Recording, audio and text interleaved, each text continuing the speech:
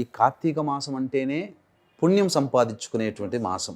అయితే చాలామంది ఏమనుకుంటారంటే పుణ్యం అనంటే ఏదో గుట్టలు గుట్టలుగా సంపాదించుకుంటామని అనుకుంటుంటారు ఈ పూజలు చేయడం వల్ల.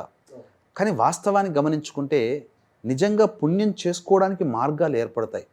అంటే ఏం జరుగుతుంది అంటే ఉన్న నిజము చెప్పాలి, శాస్త్ర ప్రకారము కర్మ సిద్ధాంతం ప్రకారం చెప్పాలి అనంటే ఈ శివారాధన ఫలితం వల్ల గత జన్మ కర్మదోషాలు పాపాలు ఏవైతే ఉన్నాయో ఆ యొక్క త్రినేత్రుడి నేత్రజ్వాలలో మన్మధుడు గనక దహనమైపోయి బూడిదగా మిగిలిపోయినట్టుగా ఆ యొక్క మన గత జన్మ కర్మదోషాలన్నీ శివానుగ్రహం ఆగ్రహం చేత బూడిదైతే మనకు అనుగ్రహించి మన కర్మదోషాలని పాపాలని బూడిద చేస్తాడు. తర్వాత జరిగేటువంటి మార్పు ఏంటంటే పుణ్యం ఎలా వస్తుంది అనంటే పుణ్యం సంపాదించుకోవాల్సినటువంటి జ్ఞానాన్ని మనకు ప్రసాదిస్తాడు.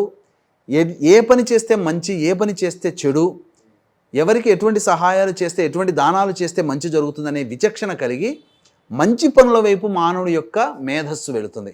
ఆలోచనలు, బుద్ధి అన్నీ మంచి పనులు చేసుకుంటూ వెళ్తాడు.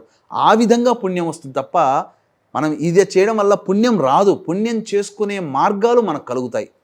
ఆ విధంగా మనిషి పునీతుడు అవుతాడు. తద్వారా వాడి జీవితం ఆ చెప్పినటువంటి విధానాన్ని అనుసరించినటువంటి వాళ్ళ జీవితంలో ప్రశాంతత వస్తుంది, కుటుంబం సంతోషంగా ఉంటారు. ఇవి పుణ్యం వల్ల కలిగేటువంటివి. కాబట్టి కార్తీక మాసం అనేక మాసాల్లో వ్రతాలు, పూజలు, అభిషేకాలు, హోమాలు, నోములు ఇలా ఆచరించేవి కొన్ని ఉన్న మాసాలైతే కేవలం గత జన్మ కర్మదోషాలు, పాపాలు తొలగిపోవడానికి పెట్టబడినటువంటి మాసముగా ఈ కార్తీక మాసం ప్రసిద్ధికెక్కింది.